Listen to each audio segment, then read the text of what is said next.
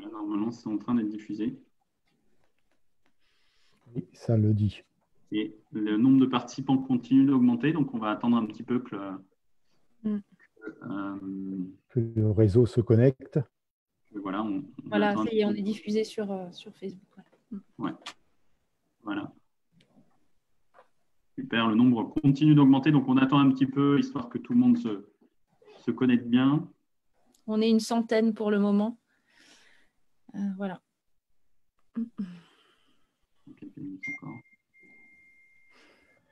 Ouais. On a même des jolis sons de clochettes, c'est formidable ça. C'est le départ du train. J'ai coupé.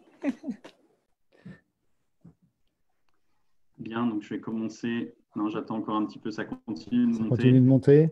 D'accord, donc on attend un petit peu. Hein. On attend encore un petit peu et après on va indiquer un peu les règles d'échange et puis on passera à la présentation. Voilà. Bonsoir, on voit déjà beaucoup de bonsoir et de bonjour. Eh bien, effectivement, bonsoir et bonjour à tous. Bienvenue. Bonsoir à tous. Voilà, vous continuez d'arriver. Ça continue d'arriver toujours, Nicolas? Ça continue. Écoute, on va se dire qu'on se laisse encore une minute et puis à 35, Ouais, oui, tout à fait. Ouais. on commence. Dans ces cas-là.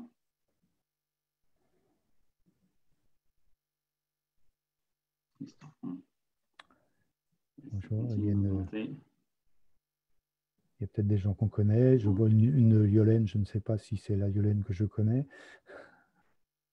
Bien. En tout cas, bonjour à tous. Je pense qu'on va pouvoir commencer. Dominique, je te laisse faire un petit message d'introduction. Peut-être qu'on va se présenter tous ensemble d'abord, les 4 que vous avez en face de vous. Donc Dominique, le président de RICOP, je te laisse introduire peut-être la séance et puis après on se présentera chacun autour de… D'accord. Eh bien, bonjour à tous et bienvenue à ce webinaire et à cette diffusion sur le live de Facebook. On est heureux de vous accueillir sur cette thématique qu'on va vous présenter. Et puis, rapidement, là, tout de suite, je vais donc laisser la parole aux 3 autres personnes qui vont se présenter. Moi, je me présenterai rapidement à la fin. Peut-être Alexandra pour commencer. Merci Dominique. Bonjour à tous, très heureuse d'être là ce soir et de vous savoir si nombreux, c'est un peu impressionnant. Donc je suis Alexandra de Bézieux, je suis la directrice générale déléguée de RICOP. Céline, peut-être à toi. Oui, bonjour tout le monde. Moi, je m'appelle Céline Oriol. Je suis sociétaire de RICOP et voilà, engagée dans ce projet depuis le mois de novembre. Je suis urbaniste de formation et donc très intéressée par cette idée de faire à nouveau rouler des trains pour desservir différentes villes, petites et moyennes, un peu partout en France. Et ravie d'être ici. Donc, moi, je suis Nicolas de Bézieux, je suis le directeur général de RICOP. Et pour lever dès le départ toute ambiguïté, Alexandra et moi, nous sommes frères et sœurs. Et donc, voilà. Donc, j'assure la direction générale de RICOP depuis la création de la société coopérative le 30 novembre dernier. Voilà. Et pour finir, moi, je suis donc Dominique Guéret, le président du conseil d'administration de RICOP. Je suis un retraité et donc bénévole dans ce militantisme pour le monde de la coopération et des coopératives en général. Voilà. Bien. Donc, du coup, alors, quelques règles d'organisation de ce webinaire. On va vous présenter, donc on va vous dérouler une présentation de RICOP qui vous explique qui on est, voilà, quel est notre positionnement, comment est organisée la gouvernance au sein de RICOP. Et puis, vous aurez la possibilité donc, de poser vos questions, notamment via donc, la section Q&R qui se trouve en bas. Donc, vous pourrez poser vos questions effectivement via l'outil dédié. Et ce qu'on vous propose, c'est d'y répondre à la fin, une fois qu'on aura fait la présentation, parce que je pense qu'il y aura des questions qui vont venir auxquelles j'espère, on répondra au cours de la présentation. Voilà, donc je vais basculer maintenant sur la présentation de RICOP. Donc voilà, elle est partagée, j'espère que tout le monde la voit bien. C'est bon, donc du coup je commence. Alors qui on est? RICOP est la première coopérative ferroviaire de France. Et même a priori en Europe, pour l'instant on n'a pas trouvé de projet similaire à RICOP. On a été créé le 30 novembre dernier, le 30 novembre 2019. Donc on est une société coopérative d'intérêt collectif sous forme de société anonyme à capital variable, mais je laisserai tout à l'heure Dominique expliquer ce que ça veut dire exactement une société coopérative d'intérêt collectif. C'est un statut d'entreprise qui est assez récent et qui offre beaucoup d'intérêt pour un projet comme le nôtre qui est de renforcer l'usage du ferroviaire. Alors, aujourd'hui, RICOP compte 787 sociétaires. On est presque à 800 sociétaires aujourd'hui. On en a qui nous rejoignent tous les jours et c'est important effectivement d'avoir cette communauté qui grandit. Et juste pour rappeler également, RICOP est aujourd'hui s'est mis en conformité en fait avec les critères d'entreprise solidaire d'utilité sociale. Ça veut dire quoi? Ça veut dire qu'en fait, on a inclus dans nos statuts un certain nombre de principes, dont le plafonnement de la rémunération des dirigeants. On ne peut pas avoir un écart de salaire supérieur entre le plus faible et le plus bas salaire qui est supérieur à 7. Ça fait partie effectivement des critères qui sont liés à ESUS. Alors pourquoi est-ce qu'on n'est pas encore ESUS? C'est parce qu'il faut faire une demande pour avoir l'agrément et que ça, on ne l'a pas encore initié, mais nos statuts sont conformes. Pour votre information, sur nos statuts, on a été accompagné, bien entendu, par notamment l'Union régionale des sociétés coopératives d'Occitanie, l'URSCOP d'Occitanie, qui nous a accompagnés sur tous ces aspects-là. Voilà. Alors, quelle est notre mission? Notre mission, elle est simple, c'est de renforcer l'usage du ferroviaire sur tous les territoires. Là, je vous la lis. Pourquoi? Pour contribuer à la transition écologique et comment? Par une participation de l'ensemble des bénéficiaires de cette mobilité. Ce qui est clair, c'est que nous, on est une entreprise ferroviaire. On n'est pas une entreprise de mobilité. Notre objectif, c'est vraiment de faire rouler des trains. Et le questionnement qu'on a, ce n'est pas de se dire on peut faire rouler des trains ou pas sur certaines lignes, mais de comment on les fait rouler, comment on trouve un modèle économique qui permette aux ferroviaires d'aller sur l'ensemble des territoires. Et pour être tout à fait clair avec vous, c'est que si on n'arrive pas à trouver une solution pour le ferroviaire, on ne fera pas autre chose. Nous, on est vraiment sur du ferroviaire. On ne va pas faire rouler des bus, on ne va pas faire rouler autre chose, on va vraiment faire rouler des trains. Et ça, c'est vraiment la finalité de RICOP. Pour être clair aussi, pour l'instant, on n'est pas encore entreprise ferroviaire, formellement au regard de la loi, puisque pour être entreprise ferroviaire, il faut avoir deux choses. Il faut avoir une licence et un certificat de sécurité. On vous expliquera après effectivement comment on est en train de préparer tout ça. Donc, on sera la première entreprise ferroviaire sous statut coopératif dès qu'on aura notre licence et notre certificat de sécurité qui sont prévus pour début 2021. Voilà. Alors, maintenant, on peut faire le focus un peu plus sur ce qu'est une société coopérative d'intérêt collectif. Et là, je vais laisser la parole à Dominique. Alors, puisque tu ne l'as pas dit quand tu t'es présenté, mais je tiens quand même à le souligner, c'est que Dominique ce n'est pas la première SIC auquel il participe. Il a déjà créé une SIC qui s'appelle Céléwatt. Il a participé à une aventure collective. Il a déjà créé une SCOP, Mix & Mouse. Il a été trésorier de l'Union régionale des SCOP d'Auvergne. Donc, il connaît parfaitement ce monde des sociétés coopératives. Et donc, je lui laisse la parole pour expliquer ce que c'est qu'une SIC. Donc voilà, Dominique, la parole est à toi. Merci Nicolas. Bon, voilà, effectivement, c'est quoi une SIC? Une SIC, c'est une société coopérative d'intérêt collectif. Alors, dedans, il y a d'abord le mot société. c'est-à-dire comme nous, RICOP, nous sommes en SA et nous sommes soumis aux règles du code de commerce comme toutes les entreprises. Et on doit donc être aussi viable économiquement. Ensuite, il y a le mot coopérative. Toutes les coopératives ont une gouvernance dite démocratique. Ça veut dire une personne égale une voix, et non pas en fonction du capital détenu. Donc, ce qui veut dire aussi qu'en AG, tous les sociétaires, on ne dit pas actionnaires dans les coopératives, les sociétaires, peuvent voter soit en ligne, soit en présentiel le jour de l'AG, bien sûr. L'AG a ainsi un pouvoir décisionnel fort. Elle peut remettre en question même le conseil d'administration. Voilà. Toutes les coopératives aussi sont régies alors, par la loi de 1947 et aussi, vous avez dû en entendre parler, par la loi sur le ESS de 2014, la loi dite de Benoît Hamon. Enfin, le dernier terme, intérêt collectif, pourquoi?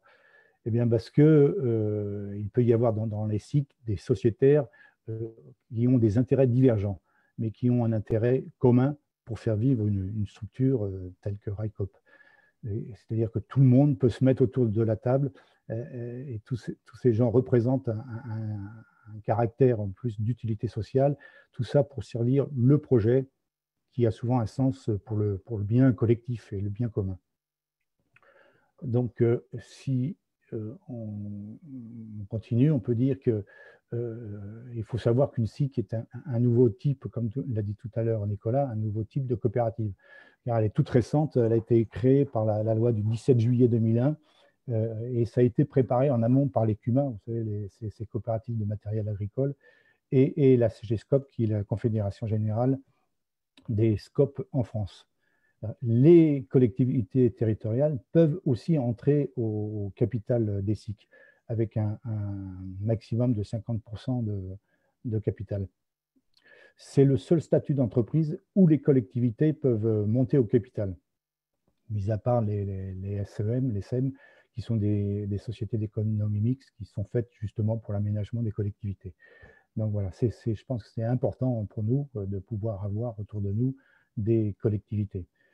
Ça implique donc pour ça justement un ancrage territorial fort pour les SIC, qu'il soit communal, communauté de communes, pour les agglos, les départements et régional aussi, voire national, comme le sont Enercop, Mobicop, Biocop, etc. et bien d'autres. Et comme nous, RICOP maintenant, qui avons une envergure nationale.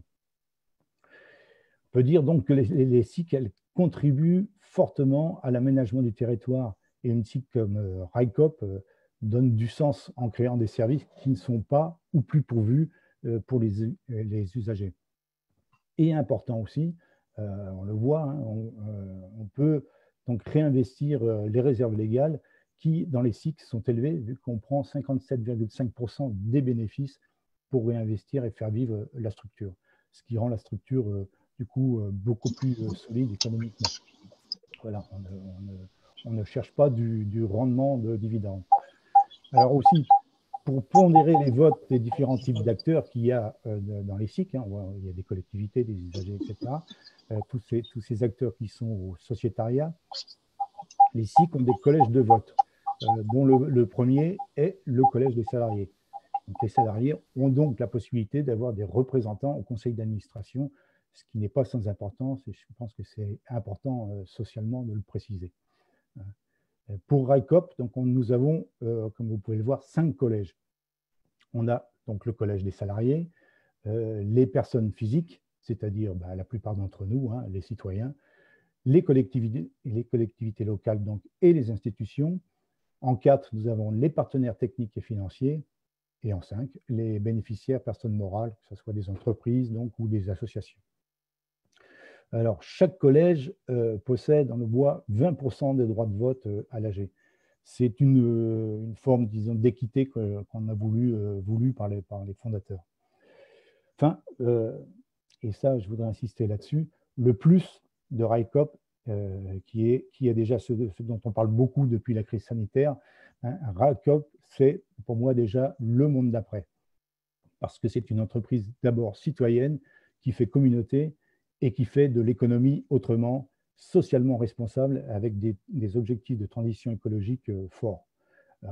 une entreprise citoyenne, c'est quoi? Qu'est-ce que ça veut dire, entreprise citoyenne?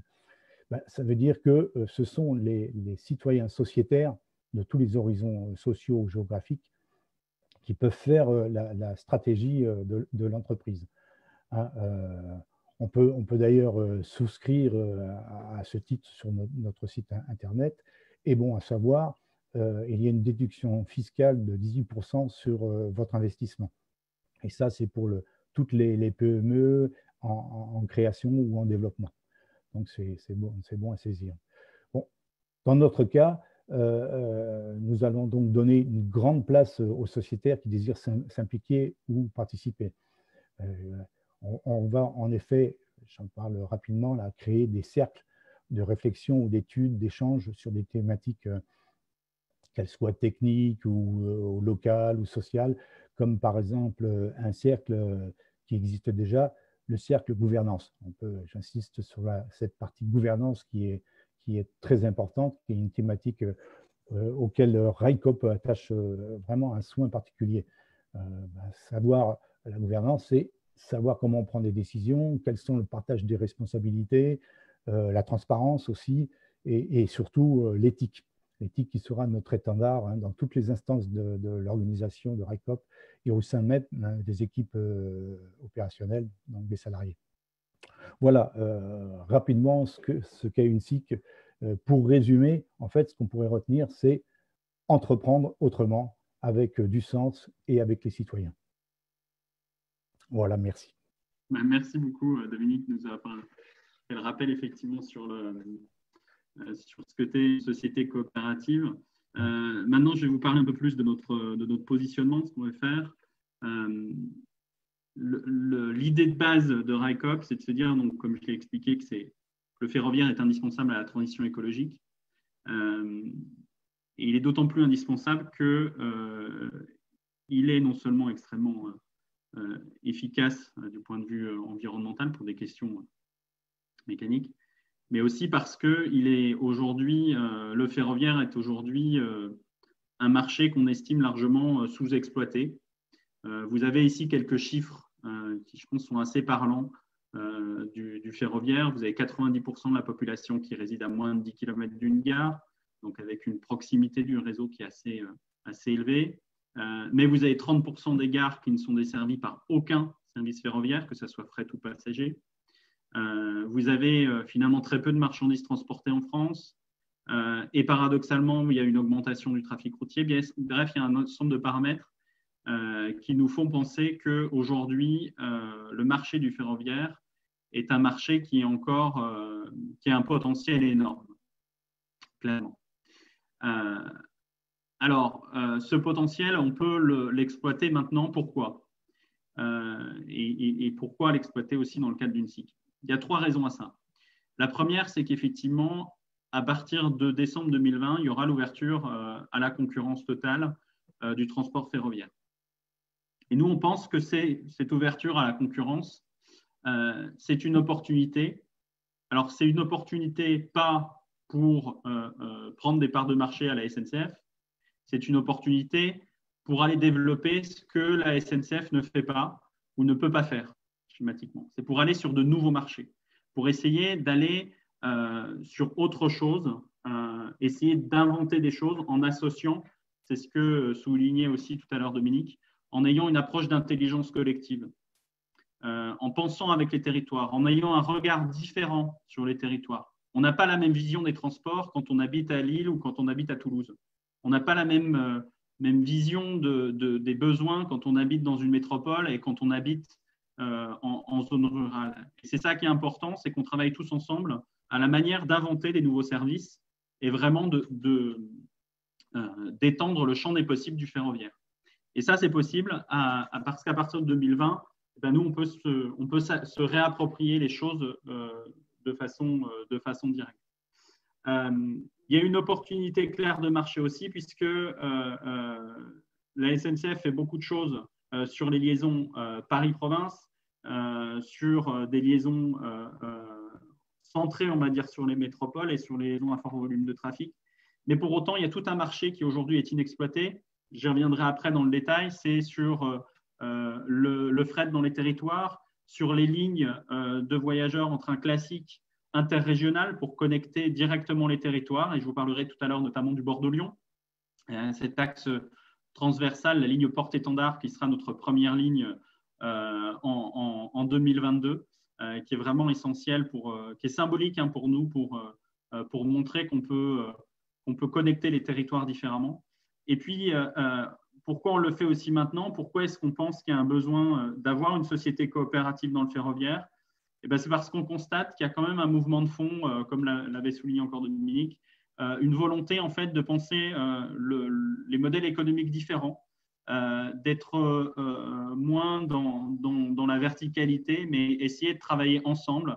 Il y a un certain nombre on a mentionné quelques coopératives ici que vous connaissez peut-être certains déjà, mais effectivement, il y a un besoin de s'impliquer aujourd'hui et d'être acteur en fait du changement, et c'est ce que permet RICOP, puisqu'avant tout, RICOP est un outil au service de ces sociétaires. Alors, notre positionnement de marché, pour être très clair, je l'ai déjà dit, notre objectif, c'est vraiment d'aller sur de nouveaux services, de développer des nouveaux marchés complémentaires aux services existants pour, comme c'est mentionné ici, in fine, renforcer la part modèle du ferroviaire. Nous, c'est vraiment fondamental. Notre approche, c'est d'aller là où les autres ne sont pas et où on a identifié effectivement un potentiel de marché important.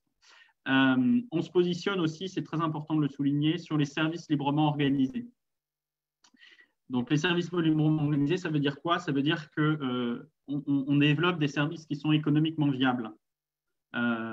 L'idée, ce n'est pas d'aller chercher des subventions, mais c'est de voir comment on arrive à avoir des lignes viables. Quel est le modèle économique qu'on doit développer?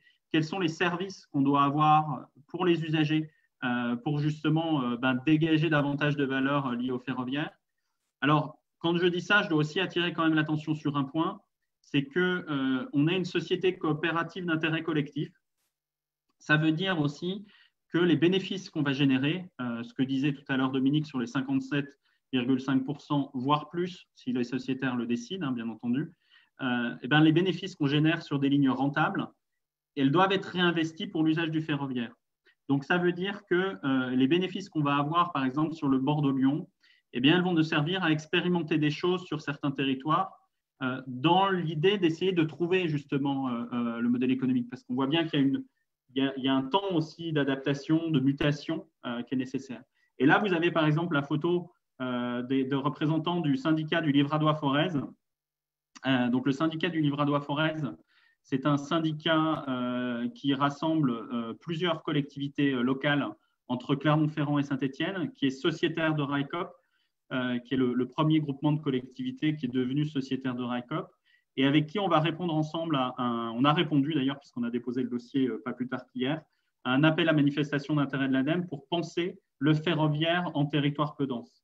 Et l'idée, c'est de se dire, on commence une réflexion et les bénéfices qu'on va avoir sur les grandes lignes vont servir effectivement à voir comment, sur des territoires où, a priori, le modèle économique du ferroviaire semble compliqué, comment on arrive à expérimenter des choses, à tester des services, à tester du matériel, à tester des améliorations d'infrastructures qui vont redonner sa pertinence au ferroviaire sur un certain nombre de territoires.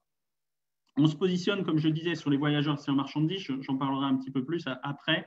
Tant à l'échelle nationale qu'internationale, on ne s'interdit pas effectivement de faire des lignes qui dépassent nos frontières. D'ailleurs, on va faire une demande de certificat de sécurité via le guichet unique de l'Agence européenne du ferroviaire.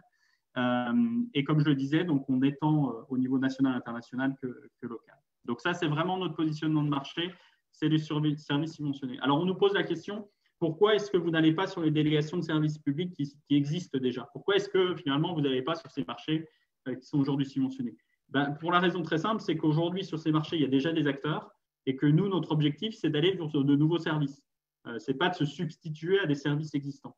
On pourra faire des services complémentaires. Il faut qu'on travaille en collaboration étroite avec les autorités organisatrices de la mobilité, que ce soit les régions qu'on a déjà rencontrées ou l'État aussi qu'on a déjà rencontré. Donc, on travaille en synergie avec ces autorités publiques organisatrices de la mobilité.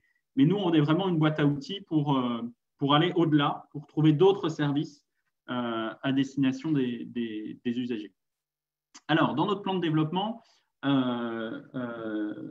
créer une entreprise ferroviaire, ça prend du temps. Le temps ferroviaire, c'est du temps long. Donc, le projet a démarré en fait. Donc, en 2019, on a eu toute une phase de réflexion qui a démarré au début de l'année 2019, où on a analysé la faisabilité juridique et technique et économique de RICOP. On a fait le choix de se transformer effectivement en société coopérative le 30 novembre.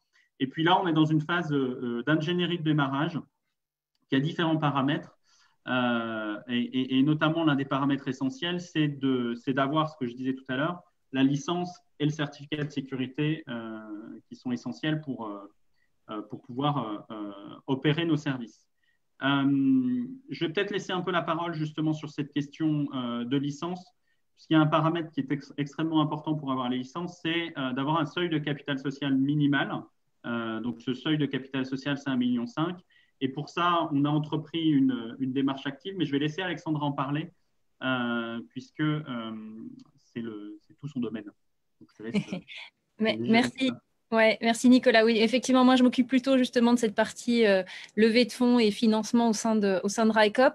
Donc effectivement, notre première étape, comme le disait Nicolas, c'est d'avoir notre capital social, donc c'est d'avoir ce 1,5 million.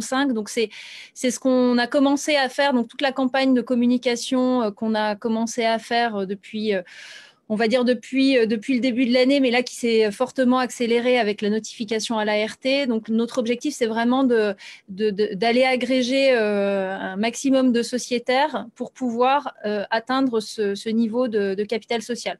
Donc aujourd'hui, dans les sociétaires, comme Nicolas et Dominique ont pu le dire, on a essentiellement des bénéficiaires personnes physiques, et je pense que certains d'entre vous ici en font partie. L'idée, notre enjeu aujourd'hui, c'est vraiment d'aller développer le sociétariat auprès d'autres acteurs, donc dans les autres collèges de sociétaires qui vous ont été présentés tout à l'heure.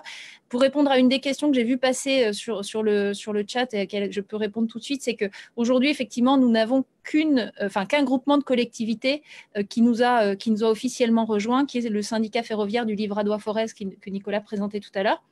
Mais on est en discussion avec d'autres, que ce soit au niveau des régions ou que ce soit au niveau des collectivités infrarégionales, pour qu'elles puissent nous rejoindre. Donc voilà l'enjeu par rapport à ce capital social. Je compléterai sur ce côté financement, sur la question, en fait, on a un besoin en fonds de roulement pour pouvoir opérer nos premiers services d'ici mi-2022 sur le voyageur, en tout cas. On a un besoin global en fonds de roulement de 4,6 millions d'euros. Donc ça, c'est pareil, on y travaille, on est en contact avec la Banque des Territoires, on est en contact avec un certain nombre d'investisseurs, notamment du champ de l'économie sociale et solidaire ou dans d'autres domaines qui seraient susceptibles effectivement d'appuyer ce plan de développement financièrement. Voilà. Je ne sais pas, Nicolas, si tu veux… Non, parfait, oui, effectivement. Ça, c'est un volet, effectivement, sur la partie levée de fonds, effectivement, pour obtenir la licence et pour démarrer l'activité. Je compléterai peut-être aussi juste sur la question du matériel, mais j'en parlerai quand on parlera du Bordeaux-Lyon pour vous expliquer un peu les choix du matériel. Donc, nous, aujourd'hui, donc on va démarrer, on va obtenir notre licence. Alors oui, juste ce qu'Alexandra n'a pas dit, c'est que le seuil de capital social, il est nécessaire pour obtenir la licence voyageur et fret. C'est le plus haut niveau de licence, en fait. Mais il y a différents niveaux de licence. Et nous, aujourd'hui, on est déjà en capacité, puisqu'on a un capital social aujourd'hui qui est supérieur à 200 000 euros, et donc on est en capacité d'avoir un niveau de licence pour opérer des activités fret, et donc pour démarrer potentiellement des activités fret dès qu'on aura la licence, mi-2021. On s'est fixé mai 2021, ça doit être encore à recaler. Et donc, on pourra démarrer en 2021 une première activité sur le fret. Et puis, on démarrera en 2022 notre première grande ligne voyageur, donc le Bordeaux-Lyon. Mais pour votre information, quand on a déclaré à l'autorité de régulation des transports les lignes qu'on souhaitait faire, on a déclaré d'autres lignes, notamment Lyon-Metz, exactement via Dijon, et Toulouse-Rennes via Limoges et Poitiers, qui sont des lignes qu'on a également notifiées. Et voilà. Alors, juste pour expliquer pourquoi est-ce qu'on notifie à l'autorité de régulation des transports, parce qu'on a beau être sur le marché libre, il faut quand même s'assurer que les lignes qu'on va mettre en place ne perturbent pas l'équilibre économique d'une délégation de service public.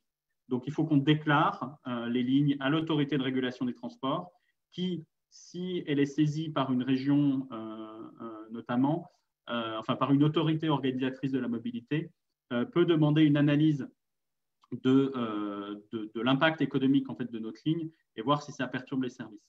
Alors pour être très clair, sur le Bordeaux-Lyon, on a assez peu d'inquiétudes puisqu'on a nous-mêmes fait une étude et qui a montré cette étude qu'on alimentait ou qu'on était alimenté par près de 291 autres services, que ce soit des TER, des cars interurbains.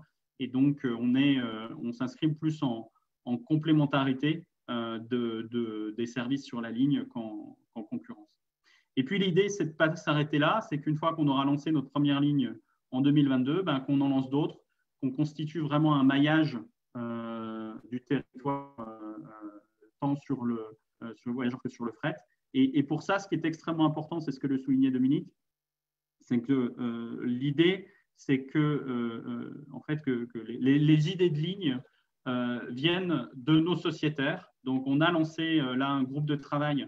On a eu mardi dernier une réunion, un webinaire avec nos sociétaires, où on a initié effectivement la création d'un groupe de travail, d'un cercle dédié au service annuel 2023, c'est-à-dire au service qu'on va lancer en 2023 en France notamment.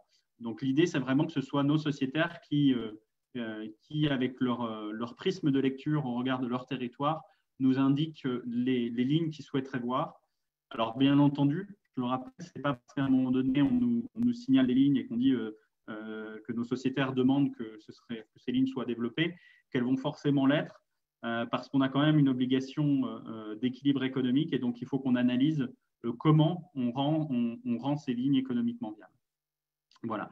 Et l'idée, c'est effectivement qu'ensuite, on ait une montée en puissance de l'offre. Alors, juste pour préciser, nous, on a en gros 3 gros segments. On a l'offre de jour, l'offre voyageur de jour, on a l'offre voyageur de nuit, dont je parlerai un peu plus tard, et puis l'offre fret. Sur l'offre voyageur de jour, le Bordeaux-Lyon, ce sera notre première grande ligne qu'on va lancer donc, en juillet 2022. D'une manière générale, sur les offres voyageurs de jour, notre prisme, c'est de développer un ensemble de trains classiques interrégionaux, province-province. Vraiment, on se positionne en concurrence, non pas de l'avion, même si on capte quand même une partie du flux aérien, mais surtout du trafic routier. Et donc, l'idée, c'est vraiment de proposer des services qui permettent de se passer de la voiture et d'utiliser le train, et des services notamment qui sont complémentaires des mobilités douces et du vélo. On est en discussion avec un certain nombre d'acteurs du vélo. Je pense à la FUB, je pense à Vélo et Territoire. Donc, on a un certain nombre d'acteurs avec qui on est en discussion sur ces aspects-là. Voilà. D'ailleurs, dans l'analyse, si je fais un peu le focus sur le Bordeaux-Lyon, donc le Bordeaux-Lyon, on a fait une analyse, nous, interne du potentiel de marché de cette ligne.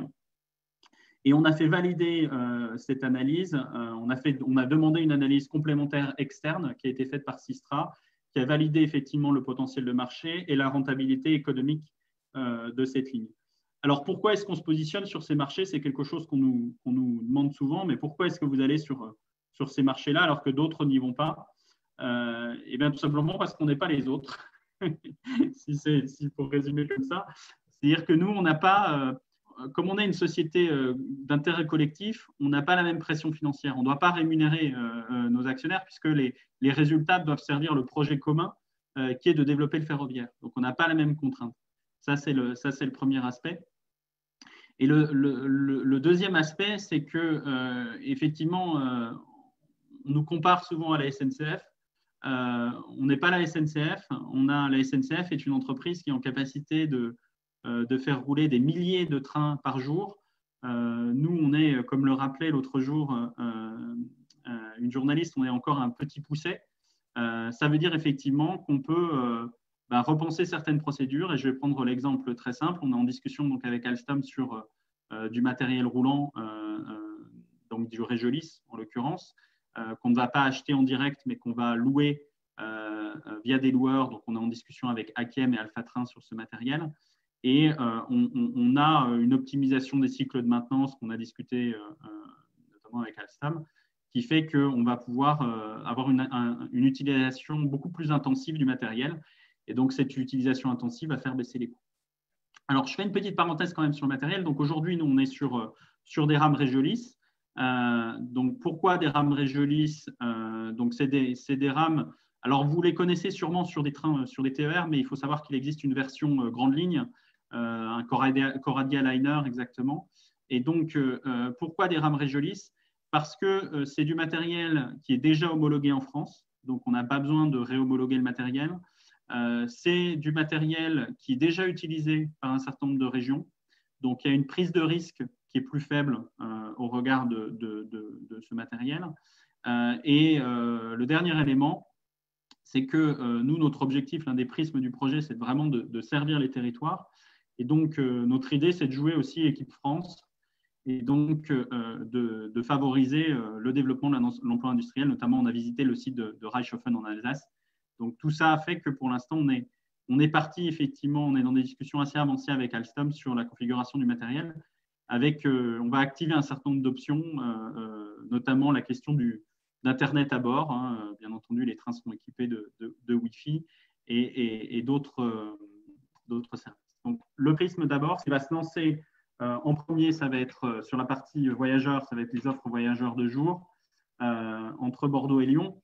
Alors, quand on dit voyageurs de jour, il y a aussi une petite ambiguïté, que ces rames de jour, on va aussi les faire circuler la nuit. Ce ne sera pas des trains de nuit à proprement parler, ce sera ces trains de jour qui circuleront la nuit, notamment parce que sur cette ligne en particulier, Bordeaux et Lyon, c'est moins vrai sur d'autres lignes qu'on a étudiées, mais sur Bordeaux et Lyon, on a constaté qu'il y avait un fort trafic de bus en fait, entre Bordeaux et Lyon qui se faisait la nuit. Et donc, nous, l'idée étant de prendre des parts de marché au transport routier, eh bien, on va mettre en place un service concurrent la nuit qui a encore quelques soucis techniques à résoudre, notamment au regard de la compatibilité avec un certain nombre de travaux qui ont lieu sur l'itinéraire, mais c'est notre intention d'avancer là-dessus.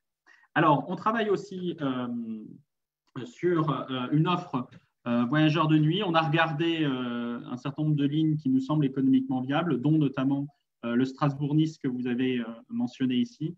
Il y a plusieurs lignes qui sont viables. Ces offres de nuit, pour le coup, vont être moins en concurrence.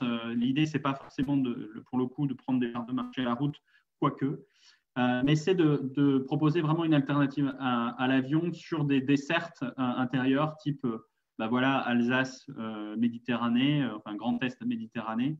Alors, je dois vous avouer que pour l'instant, on a quand même une difficulté majeure sur ces trains de nuit, c'est la question de la disponibilité du matériel, puisque autant il existe du matériel apte à circuler sur d'autres réseaux, notamment, vous avez, je pense, entendu parler des trains de nuit qui circulent en Allemagne, en Autriche, partout ailleurs.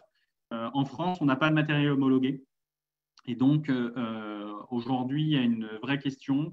On a identifié du matériel qu'on pourrait acheter. Pour le coup, il n'y a pas de matériel. Alstom ne produit plus de matériel en France. Enfin, il n'y a plus de matériel de nuit produit en France. Donc, il faut regarder ce qui se fait à l'étranger. Et pour l'instant, on est en train de regarder ça, mais on n'a pas encore trouvé du matériel qui nous correspond pleinement. Et donc, on continue à travailler là-dessus. Mais notre objectif serait, si possible, de redémarrer des offres dès 2024 en fonction de la disponibilité du matériel. On a aussi donc un volet fret, et ça je tiens à le souligner. L'idée, c'est aussi de voir comment on contribue à relancer le fret ferroviaire. Comme vous l'avez vu précédemment, le fret ferroviaire a une part en France inférieure à la moyenne européenne. Et notre lecture de ça, c'est que le fret ferroviaire est très performant en fait, sur les grands corridors, mais il a plus de mal à irriguer les territoires. Et donc, notre approche va être une approche territoriale, essayer de voir comment on part des besoins d'un territoire pour ensuite connecter ce territoire à d'autres hubs. Et donc, la première ligne test, ce sera de connecter en fait, le bassin d'emploi de Figeac avec Toulouse, si possible en 2021, printemps 2021. Donc là-dessus, on est en train de travailler sur ces questions-là. Voilà. Alors, pourquoi… Alors, l'une des questions qu'on nous pose aussi, c'est pourquoi 2021 sur le fret alors que c'est 2020 sur le voyageur? tout simplement parce que sur le fret, il y a déjà du matériel disponible. Donc, on peut aller plus vite sur le fret que sur le voyageur. Voilà. Mais encore une fois, notre approche, c'est vraiment de s'inscrire dans une complémentarité et de travailler effectivement en coopération avec d'autres entreprises ferroviaires, notamment sur ces questions-là, dont par exemple Fret SNCF ou autres, pour essayer effectivement d'alimenter les grands corridors et inversement d'alimenter certains territoires à partir de ces grands corridors. Alors l'équipe aujourd'hui est composée de 3 salariés, donc moi-même que vous avez ici avec un peu description de qui je suis, donc Alexandra qui s'occupe surtout de la question de la recherche de financement et de la vie coopérative, parce que c'est pareil, tu ne l'as pas dit Alex, comme Dominique n'avait pas dit son background, moi je me permets de te dire un peu ton background. Tu as quand même créé et dirigé pendant 15 ans un cabinet de conseil spécialisé en recherche de financement européen, et donc c'est à ce titre-là notamment que tu gères toute cette dimension de mobilisation des financements. Voilà. Oui, tout à fait. Merci. Voilà. Et puis, on a également Noémie Robert qui nous a rejoint là en début de semaine, là, le 15 juin, qui effectivement, que vous aurez, je pense, si vous devenez sociétaire et si vous nous rejoignez, vous aurez sûrement des échanges avec elle, puisqu'elle est notamment en contact avec tout ce qui est aujourd'hui, tout ce qui est la gestion du sociétariat. Donc voilà, on va recruter également un directeur de la sécurité ferroviaire qui arrive le 7 septembre dans l'entreprise pour préparer tout ce qui est certificat de sécurité et tout le volet système de gestion de la sécurité de RICOP. Mais aussi, on a quand même aujourd'hui tous nos sociétaires qui font vraiment partie de l'équipe, qui sont impliqués activement, tant au niveau du conseil d'administration. Il y a Céline aujourd'hui qui est là aussi avec nous, qui participe effectivement au groupe de travail, qui participe à la réflexion et qui sont, pour beaucoup d'entre eux, de vrais soutiens au développement de RICOP. Et je profite ici pour les remercier de leur implication. Voilà. Alors, ça, c'est l'équipe. On a aussi d'autres ressources qu'on mobilise.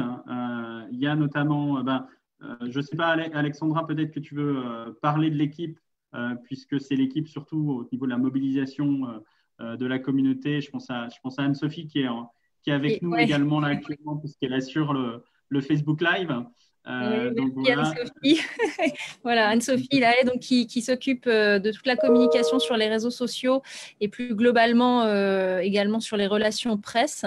On a également donc Étienne Baudard qui nous accompagne sur les relations institutionnelles avec Diane Thomas également qui est sa collaboratrice au sein du cabinet Blue Star Stratégie. Et puis on a Jean Blondel qui nous accompagne sur la levée de fonds au niveau international. Voilà, sur les prestataires qui nous accompagnent quasiment au quotidien dans cette aventure. Pardon, j'avais le micro coupé. Et donc, aujourd'hui, on a quelques soutiens institutionnels. On a reçu, alors, ils ne sont pas sociétaires, mais j'espère qu'ils vont devenir, la région Occitanie et le Grand Figeac. Donc, aujourd'hui, là, moi, je vous parle des bureaux de RICOP qui sont hébergés à la pépinière d'entreprise du Grand Figeac. Donc, on est hébergé effectivement par le Grand Figeac. C'est un choix qu'on a fait. L'idée du projet est née dans le Lot. Et même si aujourd'hui, on a une communauté qui est nationale et on a une volonté effectivement de voir un champ d'intervention national, on a trouvé important de rester ancré en fait, sur un territoire. Et c'est la raison pour laquelle le siège de RICOP est à Figeac. Voilà. On fait partie aussi, juste pour dernier élément, on fait partie d'un collectif qui s'appelle le Collectif pour une transition citoyenne, dont font partie un certain nombre de grandes coopératives comme Enercop, comme Biocop, un certain nombre que j'ai cité tout à l'heure. Et on travaille ensemble à certaines mutualisations et à certaines actions communes. Voilà. On a terminé avec la phase de présentation. Peut-être qu'on peut basculer maintenant sur les questions. Je vois qu'il y a énormément de questions. Donc, peut-être qu'on va les prendre dans l'ordre. Je ne sais pas, Céline, si Alors, parmi toutes les questions que tu as vues, il y a peut-être des questions oui, principales qu'on peut grouper, auxquelles on peut répondre. oui, effectivement. Alors, j'ai repéré différents thèmes de questions que j'ai pu regrouper de la façon suivante. Il y a pas mal de questions sur le sociétariat, sur comment on devient sociétaire, qui sont les sociétaires actuels. Donc, je pense que ça vaut peut-être le coup de revenir là-dessus. Ensuite, il y a des questions sur la licence et la sécurité ferroviaire. Il y a des questions sur les infrastructures, sur le matériel roulant, sur les lignes et les dessertes, sur le service à bord et sur l'entreprise de façon générale. Donc, commençons peut-être sur les questions sur le sociétariat. Voilà, peut-être avec le besoin de repréciser tout simplement comment on peut faire aujourd'hui pour devenir sociétaire de Railcoop et qui peut être sociétaire de Railcoop. Est-ce que Madame Martin peut être sociétaire de Railcoop? Est-ce qu'une association peut être sociétaire de Railcoop? Est-ce qu'une entreprise peut être sociétaire de Railcoop? Oui, je vais peut-être répondre là-dessus, Nicolas, si tu veux bien. Ouais. Donc, effectivement, aujourd'hui, tout le monde peut devenir sociétaire de Railcoop. Effectivement, personne. Alors, sur les personnes physiques, ce sont les personnes physiques mineures et majeures. Donc, si vous voulez aussi offrir des parts de Railcoop à vos enfants, à vos petits-enfants, bienvenue. Voilà. Donc, pour devenir sociétaire, il suffit d'aller sur notre site, puisqu'on a déclaré à l'AMF la possibilité donc, de faire des souscriptions en ligne. Donc, on est parfaitement conforme au dispositif AMF par rapport à ça, Autorité des marchés financiers. Et donc, vous pouvez, en vous connectant en ligne, alors, étant donné qu'on est soumis aux procédures AMF, effectivement, la procédure est peut sembler un petit peu lourde, mais c'est très important que les gens qui deviennent sociétaires aient bien conscience de ce que ça signifie devenir sociétaire, des risques qui sont liés au sociétariat, notamment des risques de perte possible en capital, etc. Donc, vous verrez sur notre site, si vous n'y êtes pas encore allé, on vous demande déjà de lire un certain nombre d'informations, de rentrer votre adresse mail, et ensuite, on vous envoie notamment le document d'information synthétique qui a été transmis à l'AMF, et ensuite, vous pouvez effectivement souscrire en téléchargeant vos pièces d'identité pour les personnes physiques ou en téléchargeant ou l'extrait cabis de votre société ou la publication au journal officiel pour les associations. Donc voilà, ça se fait en ligne. Alors aujourd'hui, sur la ventilation entre les différents collèges de sociétaires, comme on le disait un peu tout à l'heure, sur les 787, enfin, je pense que là, au moment où on vous parle, on doit être pas loin de 800 quand même. On a presque toutes les 10 minutes, on a un nouveau sociétaire. En fait, on a essentiellement des bénéficiaires personnes physiques qui nous ont rejoints. Donc, le collège des personnes physiques est le plus représenté aujourd'hui dans la coopérative. Les collectivités locales, je l'évoquais tout à l'heure, pour le moment, on a une collectivité locale, enfin un syndicat, le syndicat donc, du Livradois Forest, mais on est en discussion avec d'autres.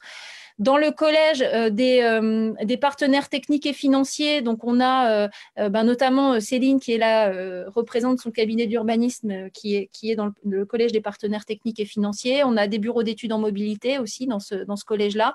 On est en discussion avec des opérateurs de voyage et de tourisme qui seraient susceptibles de rentrer dans ce collège des partenaires techniques et financiers. Donc, dans le collège des bénéficiaires personnes morales, là, c'est pareil, on a quelques entreprises qui nous ont rejoints. Et puis, donc, le collège des salariés, pour le moment, dans le collège des salariés, y a Nicolas et moi. Mais bien évidemment, on espère qu'il va s'étoffer très rapidement. Voilà pour répondre sur ces questions-là. Alors, je vais compléter puisqu'il y a d'autres questions qui ont été posées sur Facebook par rapport aux sociétaires, à la nature des sociétaires. Quand on est du monde ferroviaire, notamment si on travaille à la SNCF ou si on travaille dans une autre entreprise ferroviaire, est-ce qu'on peut devenir sociétaire de Railcoop? Ben oui, bien sûr, il n'y a pas de problème. Après, il y a effectivement des règles éthiques à avoir, mais ça, je dirais que c'est propre à chaque implication dans toute communauté. Et parmi effectivement ces sociétaires, pour tout vous dire, on a déjà beaucoup, en fait, je ne l'ai pas mentionné, mais on a beaucoup effectivement de personnes qui viennent du ferroviaire. On en a au conseil d'administration. Je ne sais pas d'ailleurs si non, il ne nous a pas encore rejoint, Romain, qui est membre du conseil d'administration. Oui, il y a, et c'est pour ça, enfin, quand je disais qu'on n'est pas tout seul, on a tout un soutien effectivement de nos sociétaires et notamment de ceux qui viennent du ferroviaire qui participent activement à au projet RICOP. Et aujourd'hui, oui, on peut le dire, on a effectivement des gens qui viennent des SNCF Réseau, qui sont SNCF Réseau, SNCF Mobilité, des cheminots, de différentes entreprises ferroviaires. Et effectivement, par contre, ce qui est très important, et ça, on travaille dessus, on est très vigilant là-dessus, c'est effectivement sur les notions de non-conflit d'intérêts et de non-diffusion d'informations stratégiques ou confidentielles d'un côté comme de l'autre. Donc ça, on travaille dans le cadre du cercle gouvernance notamment à la rédaction d'un règlement intérieur et d'une charte éthique. Et donc ça, on est en train de travailler là-dessus avec nos sociétaires et de finaliser ça pour que les choses soient parfaitement carrées de ce point de vue-là. J'en profite si tu me permets, parce que j'ai vu aussi des questions là-dessus et il y a dû avoir des questions pour clarifier une chose, puisque sur Facebook, il y a eu des questions là-dessus et que tu viens de parler de SNCF Réseau. Pour clarifier les choses, nous, on est entreprise ferroviaire, c'est-à-dire qu'on fait rouler des trains. Le réseau reste la propriété de SNCF Réseau. Et donc, pour pouvoir rouler sur le réseau, on va payer un péage. Donc, on ne sera pas la seule entreprise ferroviaire à rouler sur les lignes ferroviaires. D'ailleurs, aujourd'hui, par exemple, entre Bordeaux-Lyon, il y a déjà des TER qui circulent, il y a déjà des services. Nous, on va louer des créneaux de circulation pour faire rouler nos trains sur le réseau ferré qui reste propriété effectivement de SNCF Réseau et géré en grande partie aujourd'hui par SNCF Réseau. Il y a une question, je rebondis là-dessus, Nicolas. Il y a une question au sujet des gares. Quels frais la SNCF va vous imputer en tant que gestionnaire des gares? Y a-t-il des frais liés à ça?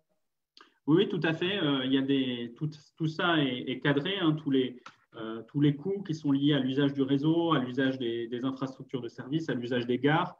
Ce sont des redevances en fait, hein, qui sont encadrées d'une part le document de référence du réseau et d'autre part dans le document de référence des gares. Donc, c'est des prestations qui sont encadrées et tout ça est régulé et vérifié notamment par l'autorité de régulation des transports. D'accord. Il y a aussi des questions sur l'état actuel du réseau.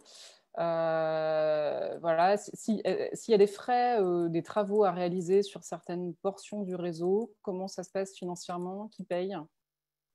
Alors, aujourd'hui, sur le bord de Lyon, on est sur un réseau circulable. Le temps qu'on avait annoncé donc, de 6h47, c'est en fonction des contraintes techniques actuelles du réseau.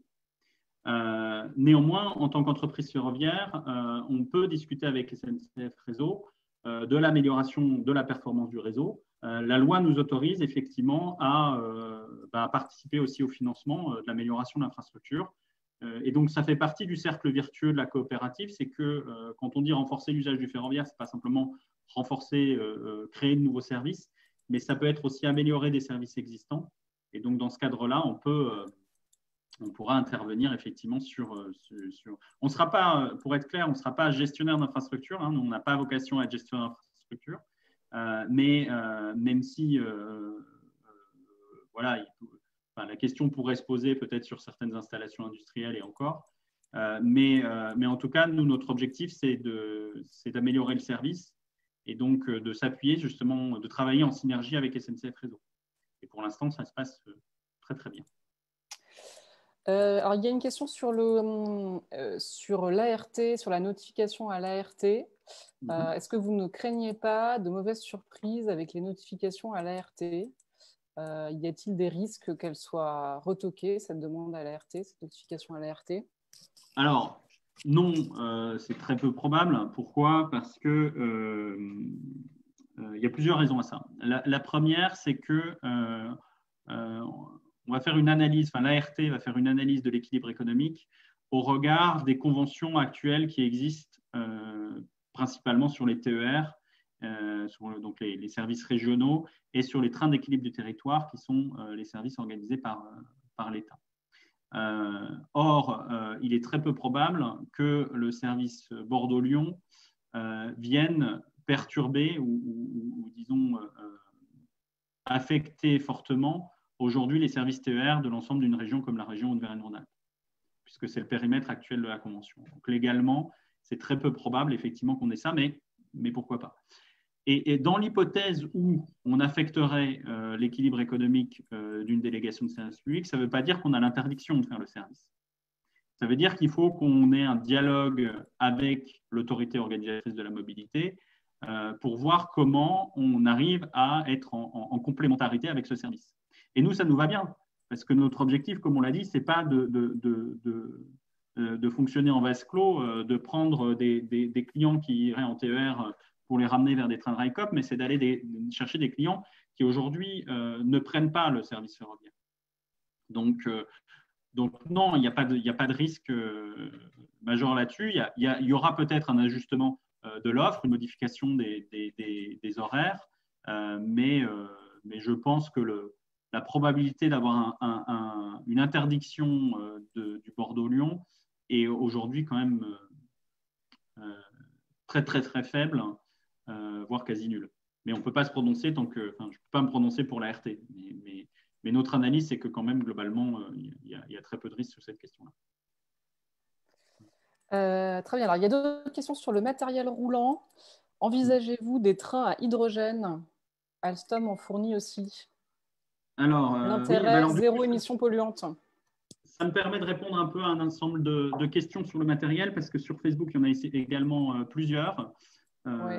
Donc, dont certains, apparemment, il y a effectivement des gens qui connaissent bien le matériel ferroviaire. Donc, effectivement, c'est un Régiolis, pour être technique, c'est un Régiolis 6 caisses bimode. Donc, ça veut dire un véhicule hybride diesel-électrique. Pourquoi diesel-électrique? Alors, effectivement, il y a de l'hydrogène. Aujourd'hui, on a le matériel qu'on a pourra être modifié pour accueillir l'hydrogène. Mais aujourd'hui, l'hydrogène, les trains hydrogène en France ne circulent pas encore. Ils vont circuler prochainement. Et il y a un certain nombre d'interrogations sur comment s'organise la maintenance. Il y a un certain nombre de questions techniques qui sont liées à la mise en place de ce matériel à hydrogène. Et on a fait le choix, nous, de partir sur quelque chose qui est, je le conçois, peut-être moins performant du point de vue environnemental, même si c'est toujours plus performant que la voiture, mais aussi pour sécuriser le fait qu'on puisse faire l'offre et qu'on n'ait pas de problèmes techniques liés à ça.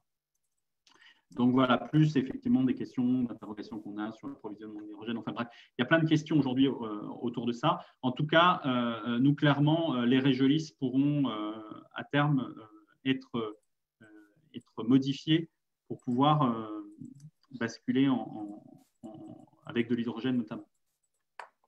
D'accord. Il y a une autre question qui recoupe un petit peu aussi celle-ci, concernant le bilan carbone de l'offre de Railcoop. Avez-vous un bilan carbone de votre offre? Oui, ça va permettre une économie de 38 000 tonnes de CO2 par an. Voilà. En fonction de l'analyse qui a été faite donc sur le basculement en fait, de la route vers le train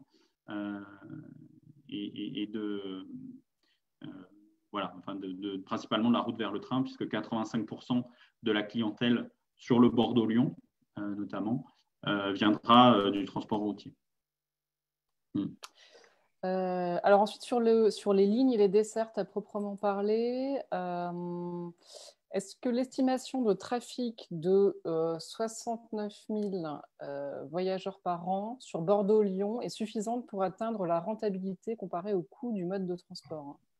Alors, on n'est pas sur 69 000, je pense qu'il y a dû y avoir une erreur de zéro là. On est sur 690 000. Effectivement, il y a une erreur de zéro. Donc, voilà. Donc oui, 690 000, on atteint l'équilibre économique. Voilà.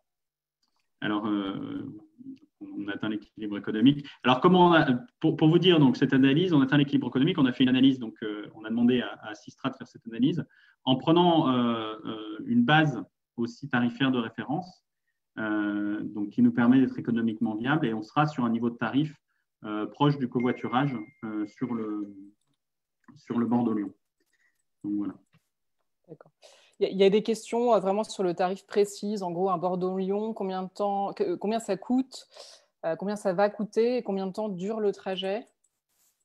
Alors le trajet, aujourd'hui, ça dépend du jour de nuit, mais on est sur 6h47 de trajet, sachant qu'il y a en fait, il y a la moitié du flux qui sera du cabotage. Donc, ce ne sera pas du bout en bout. C'est du Montluçon-Lyon, c'est du Limoges-Bordeaux, donc ce n'est pas du bout en bout déjà. C'est le premier. donc, ça, c'est le temps. Sur le prix, on est… alors, la politique commerciale précise de savoir s'il y aura des tarifs spéciaux pour la famille, s'il y aura des tarifs spéciaux pour certaines catégories de population, ça, ce sera défini par nos sociétaires qui vont dire bah oui, effectivement, il faut affiner les tarifs. Nous, pour l'analyse économique là, qu'on a fait sur le Bordeaux-Lyon, on est parti sur un tarif, comme je disais, proche du covoiturage, ce qui fait un Bordeaux-Lyon à 38 €. Est-ce que demain, ce sera 38 €? Je ne peux pas vous le garantir parce que ça dépendra effectivement des choix tarifaires. Est-ce qu'on va faire du yield management, comme on appelle, c'est-à-dire des modifications des tarifs en fonction du taux de remplissage? Globalement, aujourd'hui, au sein de la coopérative, on n'y est pas favorable, mais ça fait partie des sujets qui sont sur la table. Et donc voilà, sur cette question-là. Alors écoute, on a aussi des questions sur le marché ferroviaire de façon générale dans le contexte de l'ouverture à la concurrence. Il y a plusieurs personnes qui demandent comment Railcoop envisage ses relations avec les autres futures compagnies ferroviaires et est-ce que Railcoop a identifié d'ores et déjà d'autres opérateurs ferroviaires, j'imagine en dehors de la SNCF, qui souhaiteraient se positionner sur ce même marché avec un positionnement similaire? Ouais. Et ça rejoint une question là, qui a été posée aussi sur Facebook, c'est qu'est-ce qui se passe si d'autres entreprises viennent sur les mêmes marchés que Railcoop Alors, nous, on a une approche complémentaire, clairement, des autres entreprises ferroviaires. Pour être clair, aujourd'hui, dans notre segment de marché, on pense qu'on est les seuls à pouvoir se positionner sur ce segment de marché. Pourquoi? Parce que le marché, aujourd'hui, est divisé, on va dire, en deux, et assez binaire, le marché du ferroviaire. Vous avez d'un côté les délégations de services publics, donc qui sont les services publics conventionnés, sur lesquels il y a un certain nombre d'acteurs qui se positionnent. Voilà, je pense il y a plein d'acteurs qui ont annoncé publiquement leur intérêt de se positionner sur ces marchés. Je pense à Transdev, je pense à RATP Dev, je pense à Keolis. Il y a des acteurs qui se positionnent effectivement sur ces marchés subventionnés. Et donc, ça, c'est des marchés sur lesquels il y a une compensation publique en raison de déficit d'exploitation de ces lignes. Et puis, de l'autre, il y a le marché libre. Et aujourd'hui, les acteurs du marché libre, c'est qui? Ça va être des entreprises qui vont chercher la rentabilité, qui ne vont pas forcément chercher l'aménagement du territoire, qui vont chercher la rentabilité. Et quand on cherche la rentabilité, qu'est-ce qu'on fait? On se positionne sur des liaisons Paris-Province, si possible en TGV, ou sur des liaisons éventuellement province-province, mais toujours en TGV. C'est ce qu'a annoncé la Renfe, c'est ce qu'a annoncé effectivement Tello, c'est ce qu'avait annoncé Flixtrain aussi avant de se retirer. Donc, ils sont sur des marchés sur lesquels il y a des volumes importants et sur lesquels la priorité, ce n'est pas tellement de servir les territoires, puisque nous, notre mission, c'est ça, c'est de renforcer l'usage du ferroviaire sur tous les territoires, mais leur priorité, c'est de faire les marges les plus élevées. Et donc, le prisme de lecture des lignes qui doivent être desservies, ce n'est pas les mêmes. Alors, demain, qu'est-ce qui se passe s'il y a d'autres acteurs qui se positionnent sur les mêmes lignes que Railcoop? Eh bien, tant mieux. Tant mieux, parce que ça veut dire effectivement que ça conforte l'idée qu'il y a un potentiel de marché, et de un. Et là, ça va nous pousser, nous, Railcoop, à voir comment on arrive à apporter des services complémentaires, comment on arrive à être encore plus performant en termes de services aux clients qu'on peut apporter. Donc vraiment, nous, notre idée, c'est vraiment de voir comment on peut arriver à renforcer, à faire venir. Et plus il va y avoir d'opérateurs qui vont venir, d'ailleurs, sur le marché sur lequel on est, eh bien, je dirais tant mieux, parce que ça veut dire effectivement qu'il y a un appel d'air et qu'il y a un besoin et que le ferroviaire peut répondre à ce besoin. Peut-être préciser, Nicolas, là-dessus, c'est qu'effectivement, dans le marché ferroviaire, c'est vraiment un marché où plus il y a d'offres et plus il y a de demandes, en fait. C'est-à-dire qu'effectivement, plus vous avez, si vous savez que dans la gare à côté de chez vous, vous avez un train qui passe toutes les demi-heures, bah, vous allez plus facilement aller prendre le train que si vous avez 3 trains par jour. Donc, effectivement, on est vraiment sur cette logique. Pour compléter ce que tu disais, le marché du ferroviaire, c'est vraiment celui-ci. C'est pas une concurrence frontale qui va desservir les autres entreprises qui viendraient sur le marché. Donc, on est vraiment dans une logique où plus on a d'offres ferroviaires sur une ligne et plus ça va renforcer le ferroviaire de manière globale. Il y a une question intéressante sur la création d'emplois, parce que donc RailCop va créer des emplois. Comment seront recrutés les agents liés à la production, notamment le personnel roulant, conducteurs, contrôleurs, etc., etc. Alors ça, tous les recrutements, donc juste pour estimer la création de la ligne Bordeaux-Lyon, ça va générer la création d'à peu près une centaine d'emplois, quand même répartis sur le territoire, que ce soit en gare ou en personnel roulant. Et donc, toute cette phase de recrutement va intervenir dans le courant de l'année prochaine, notamment sur le personnel roulant en fin d'année prochaine en fonction du lancement de la ligne. Ouais. Alors, j'invite d'ailleurs tous ceux qui sont intéressés par des postes éventuellement chez RailCop, ils peuvent d'ores et déjà nous envoyer un mail à recrutement@railcop.fr. Comme ça, on aura les CV dans notre base de données. Très bien, je pense que c'est noté. L'achat des billets de train se fera-t-il uniquement en ligne ou avez-vous prévu également une vente en gare ou à bord des trains? Alors, on a prévu effectivement des ventes en gare et à bord des trains. Mais pour être très clair, notre idée du personnel en gare, ce n'est pas juste d'avoir des guichetiers qui vont faire que de la vente de billets, mais c'est d'avoir vraiment des gens qui vont être en capacité d'offrir des services. Et ce qu'on a identifié, c'est vraiment d'avoir des gens qui vont voir comment on peut avoir des synergies avec les territoires traversés. Alors, c'est peut-être un mot barbare, mais en tout cas, l'idée, c'est de se dire, tiens, à un moment donné, s'il y a un festival quelque part, que ces personnes-là sont en capacité de renseigner, sont en capacité de préparer éventuellement des partenariats avec des manifestations, avec des musées, avec des entreprises, bref, en fait, tout ce qui peut permettre d'avoir un lien avec le territoire. Voilà. Alors, autre question sur les services, mais sur les services à bord, quels services comptez-vous proposer à bord de vos trains, vente ambulante, kiosques, etc. Alors, on va proposer effectivement un service de restauration. Pour être clair, sur ce service de restauration, on est en train d'affiner les choses, puisqu'à bord du Régiolis, on ne peut pas avoir un wagon-restaurant. Ça nécessiterait une réhomologation, donc un wagon-restaurant comme on l'imaginait. Par contre, effectivement, ce qu'on est en train de réfléchir, c'est effectivement des partenariats avec les territoires pour faire découvrir en fait, un certain nombre de saveurs des territoires et notamment des partenariats avec les restaurants le long de la ligne. Voilà. Au niveau des services à bord, on a prévu aussi d'avoir un espace de stockage assez conséquent pour permettre d'embarquer des vélos. Et quand on dit des vélos, ce n'est pas simplement des vélos pliables, mais ça peut être aussi des vélos cargo, ça peut être enfin tout ce qui peut faciliter en fait la multimodalité, notamment sur la longue distance, et ce qui permet d'emporter aussi des petits colis, des bagages volumineux. D'accord. Alors, c'est vrai qu'il y a beaucoup de questions sous l'angle voyageur, mais RailCop, c'est aussi un projet fret. J'ai vu passer quelques questions sur le fret, dont une qui était de savoir si, pour le transport fret, des chargeurs sont déjà prêts à vous rejoindre. Oui, c'est pour ça d'ailleurs qu'on a identifié ce marché-là.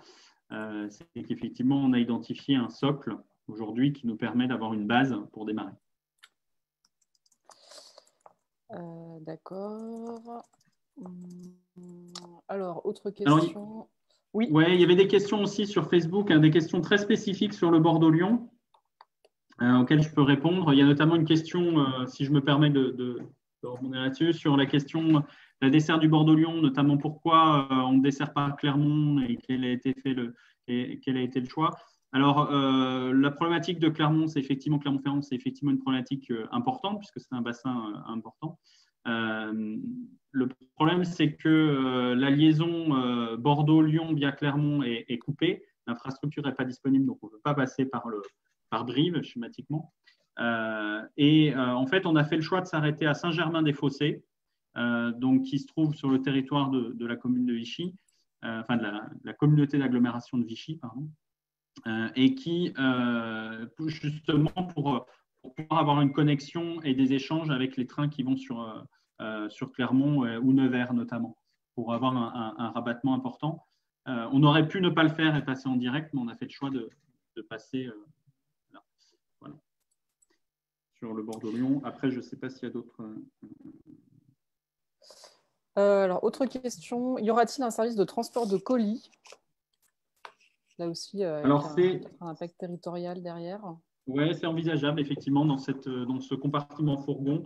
L'idée, c'est aussi de faire de la messagerie éventuellement. Voilà, enfin, en tout cas, ça pourrait être possible. Donc, on est en train d'affiner ça, notamment au niveau des questions logistiques associées à cette petite messagerie. Alors, je continue à regarder. Oui, il y avait encore des questions, Nicolas, sur la levée de fonds. Où en êtes-vous dans la levée de fonds? Peut-être que Alexandra Alors, si c'est plutôt Alex, je vais laisser répondre à cette Alexandra question. là-dessus. Ouais. Ouais. J'ai vu cette question-là, puis j'ai vu aussi la question de la ventilation dans les collèges de vote. Alors, je vais peut-être déjà répondre là sur cette question, les 20%, comment on arrive à 20% si un sociétaire égale un vote. En fait, il y a une pondération donc, entre les différents collèges qui vous ont été présentés. Donc, effectivement, chaque collège a 20% des voix en assemblée générale. Mais voilà, au sein de ce collège, chaque sociétaire a une voix. J'espère que, voilà, j'espère que j'ai bien répondu, enfin que ma réponse est claire. Voilà, ça c'est la première chose. Sur la levée de fonds, donc aujourd'hui, en termes de capital social, on doit être environ, là effectivement, comme je vous disais, on augmente un peu tous les jours, mais hier on était à 220 000 euros. Donc voilà, on est sur une augmentation. En fait, aujourd'hui, effectivement, ce sont essentiellement des bénéficiaires personnes physiques, donc qui prennent des parts, donc avec une prise de participation en moyenne, on est à peu près à 250 euros. Pour tout vous dire, donc on était parti dans notre stratégie, on était parti sur un objectif de 3000 sociétaires d'ici la fin de l'année, à raison d'une intervention moyenne par sociétaire de 500 euros. Donc je précise bien, toute catégorie de sociétaires confondus. Donc effectivement, là on est à environ 800 sociétaires, essentiellement des bénéficiaires personnes physiques. Donc bon, au rythme actuel en fait de souscription, on devrait atteindre le 1,5 million d'ici le mois de novembre. Mais ceci, c'est uniquement sur les bénéficiaires personnes physiques, comme je vous le disais, et comme on est en train de travailler avec d'autres acteurs, que ce soit les entreprises, les associations, les collectivités locales, on n'est pas tellement inquiet sur notre capacité à lever 1,5 million d'ici la fin d'année. Voilà. Oui, je me permets aussi. Vas-y, Céline, tu voulais... Non, je t'en prie, Nicolas, vas-y.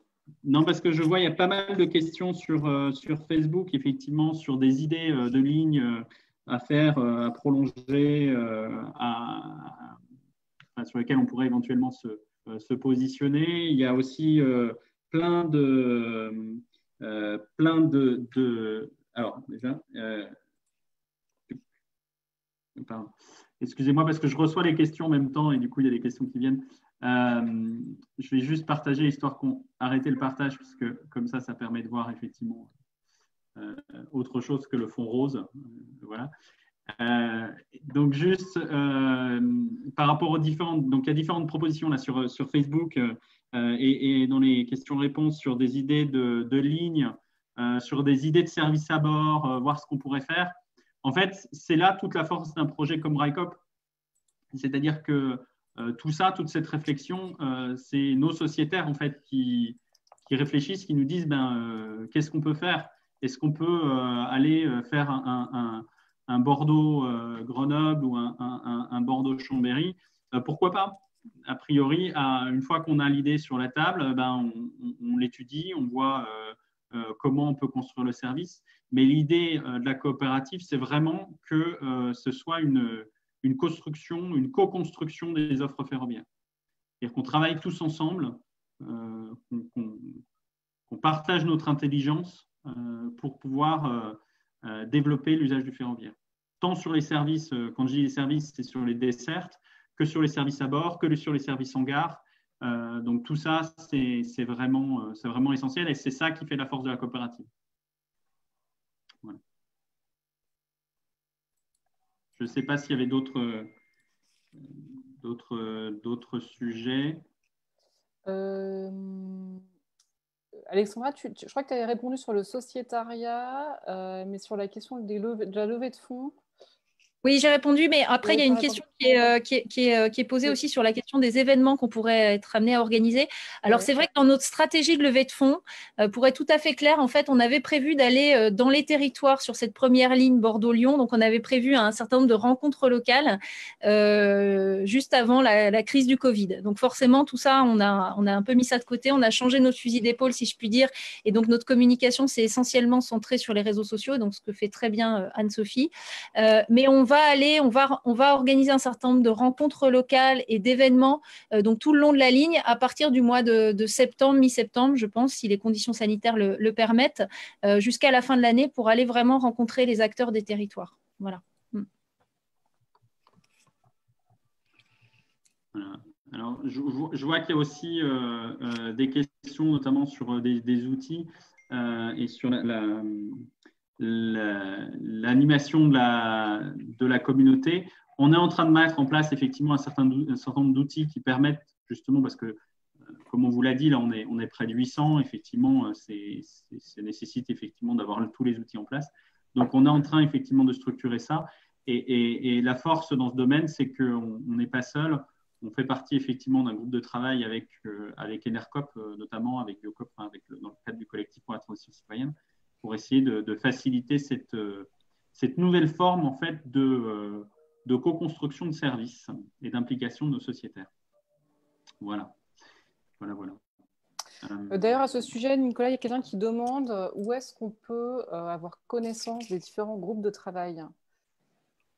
Alors, on a connaissance des différents groupes de travail quand on est sociétaire de RAICOP. Donc, une fois que vous êtes sociétaire de RAICOP, vous recevez en fait la lettre d'information qui vous tient informé des différents groupes qui existent.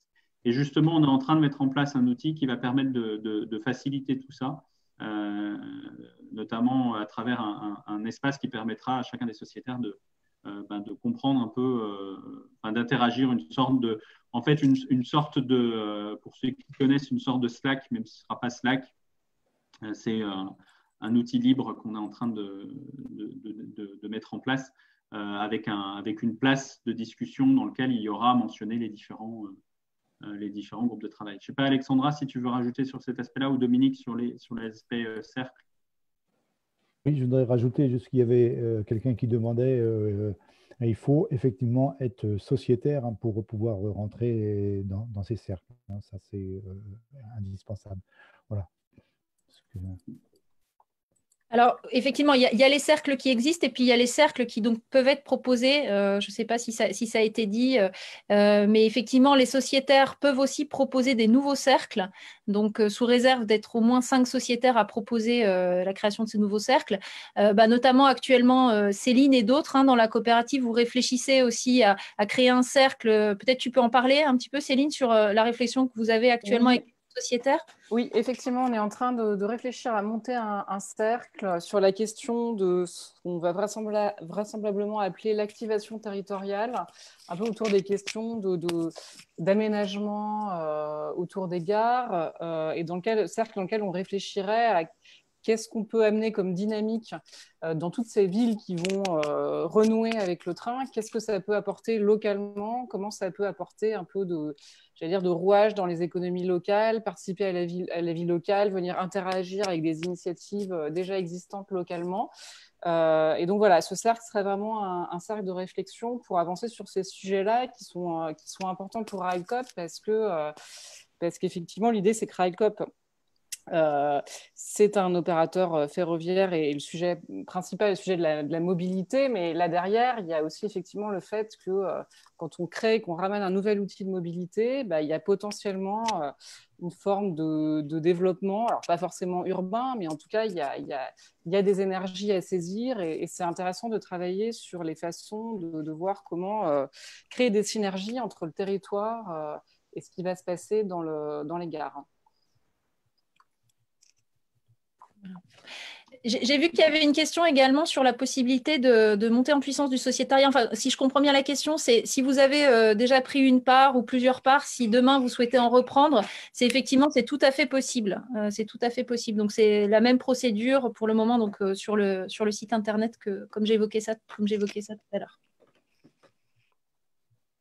Voilà, je pense que, je ne sais pas. Alors, j'ai vu encore de nouveau des questions là, qui revenaient sur la question des petites lignes. Il y a un certain nombre de petites lignes qui sont évoquées, des lignes de desserte fine du territoire, qui sont aujourd'hui pas exploitées, qui sont fermées notamment.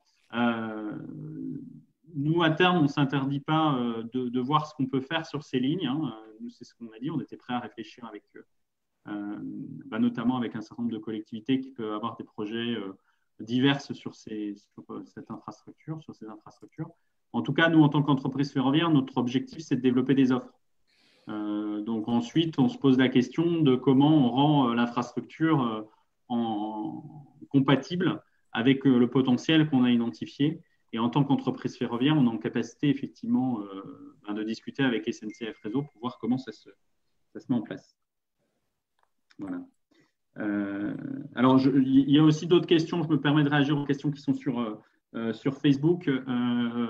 On est une entreprise ferroviaire classique, donc on est soumis à la réglementation sur le droit des passagers, sur les indemnités en cas de retard. Donc, tout ça est prévu, effectivement. On est une entreprise ferroviaire, on va faire un service. Et donc voilà. Bien. Alors, il y a encore beaucoup de questions sur des partenariats éventuels. Nous, clairement, enfin, notre positionnement en tant que coopérative, c'est vraiment, quand on parle dans le sociétariat des partenaires techniques et financiers, il y a les partenaires techniques. Et les partenaires techniques, pour nous, ça peut être d'autres EF, d'autres entreprises ferroviaires. On est vraiment dans une logique de co-construction du renforcement de l'offre ferroviaire et non pas de compétition. Donc vraiment, à un moment donné, on sera, il ne faut pas se faire d'illusions, on sera en concurrence avec d'autres entreprises ferroviaires. Mais pour nous, la concurrence, c'est important de l'avoir au niveau du service, au niveau de la qualité qui est offerte aux clients. Et donc, on travaille là-dessus. En revanche, sur la question des offres et de la complémentarité des offres, notre priorité, ça va être de voir comment on s'appuie sur les complémentarités que les différentes entreprises ferroviaires peuvent avoir aujourd'hui sur le marché. Voilà. Bien. Plusieurs personnes nous ont demandé s'il était possible de récupérer le support présenté pendant ce webinaire. Est-ce que c'est possible et où est-ce que les gens peuvent le récupérer ? Oui, on pourra diffuser. Alors, ceci étant dit, Anne-Sophie me confirmait tout à l'heure que comme on est en live sur Facebook, apparemment, il sera possible de le voir en replay. Donc, voilà. Donc, vous verrez à la fois, enfin, tout ce qu'on a présenté là, vous pourrez y avoir accès. Il y a une question qui est revenue, mais je me permets juste d'y répondre parce que je pense qu'elle est importante. Une question sur justement le fait que, en gros, comme les parts sociales ne sont pas rémunérées et qu'on ne versera pas de dividendes à nos sociétaires ou alors de manière très marginale. Est-ce que prendre des parts, ça revient à faire un don ? Alors, je rebondis quand même là-dessus. Effectivement, il y a quand même l'avantage fiscal qu'évoquait Dominique en début de réunion, c'est-à-dire que quand vous devenez sociétaire de RICOP en tant que personne physique, vous avez la possibilité de déduire 18% de votre souscription, de vos impôts, sous réserve de garder les parts pendant 5 ans. Voilà, donc juste pour préciser sur ce volet-là. Et puis, pour rebondir aussi sur ce que tu disais, c'est-à-dire que c'est une part sociale. Donc, c'est-à-dire que si à un moment donné, vous êtes sociétaire de RICOP et que vous ne partagez plus les valeurs de RICOP, vous estimez que l'entreprise est totalement dévoyée, eh bien, rien ne vous empêche de retirer et de récupérer vos parts. Voilà. Alors après, effectivement, il y a des règles, c'est-à-dire si l'entreprise est en faillite, il y aura des problèmes de trésorerie, effectivement, pour rembourser les parts. Hein. Pour être tout à fait transparent avec vous. D'ailleurs, là-dessus, il y a une question qui m'est souvent posée par mail.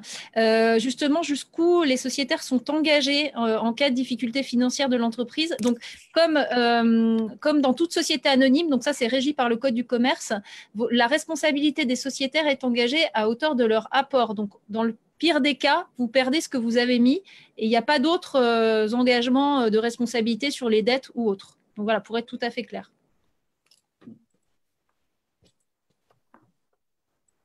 Est-ce qu'on a fait le tour? Il y avait des tas de questions qui se croisaient. Je pense qu'on a répondu à un maximum de questions. Voilà, je vois qu'il y a des questions qui reviennent là, sur la question du prix, mais ça, on y a déjà répondu. Sur où les lignes, où les billets seront vendus, on a déjà répondu. Alors, il y a beaucoup d'idées qui sont soumises. Donc, moi, c'est vrai qu'il y a plein d'idées qui sont soumises, mais encore une fois, je répète ce que j'ai dit tout à l'heure, c'est-à-dire que ce qui fait la force en fait, de la coopérative, c'est justement que ces idées soient partagées, qu'elles soient discutées entre les différents groupes de travail qu'on peut mettre en place et de voir comment ensuite on les met en œuvre. Donc, parce que je reviens pour ceux qui nous ont rejoints un peu plus tard, je réitère ce que j'ai dit en introduction. On est une entreprise ferroviaire. Notre prisme, c'est de faire du ferroviaire, pas de faire autre chose. C'est pas de faire rouler des bus, c'est de faire rouler des trains. Et donc, nous, la question qu'on se pose, c'est comment faire rouler des trains et non pas est-ce qu'on peut faire rouler des trains. Notre objectif, c'est de faire rouler des trains. Et ensuite, on se pose la question de comment. Et pour ça, on a besoin de tout le monde, on a besoin de travailler de façon coopérative. Voilà. Je ne sais pas s'il y a des questions qui ont été non répondues. Globalement, je pense qu'on a fait le tour. Il y avait des questions qui se recoupaient, mais donc… Écoute, on a reçu 137 questions. Je pense qu'effectivement, il y avait un certain nombre de questions qui se recoupaient. À mon avis, on a balayé entre la présentation et les réponses aux questions. Je pense qu'on a balayé les principaux sujets. Alexandra, Dominique Oui. Oui, je pense. Après, voilà, on reste à votre disposition. Hein. Vous pouvez toujours nous écrire à l'adresse contact, donc contact@railcoop.fr, et on apportera les réponses aux questions auxquelles on n'a pas pu répondre ce soir.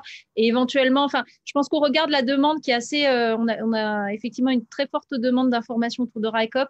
Il est très probable qu'on réorganise un webinaire sous ce format-là dans les prochaines semaines. Donc, bien évidemment, vous en serez informés via les réseaux sociaux ou via la newsletter. Donc, n'hésitez pas à vous abonner aussi sur notre site. Vous pouvez… et je pense que si vous êtes là, c'est que vous êtes probablement déjà abonné à la lettre d'information. Mais voilà, n'hésitez pas à vous abonner pour avoir les informations sur les prochains événements. Nicolas, tu voulais compléter?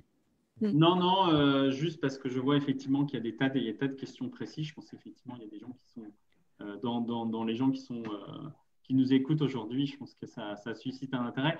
Et je voulais juste dire quelque chose parce que c'est ce qui ressort un peu de mes impressions des questions qu'on reçoit et qui reflète bien en fait ce que permet RICOP.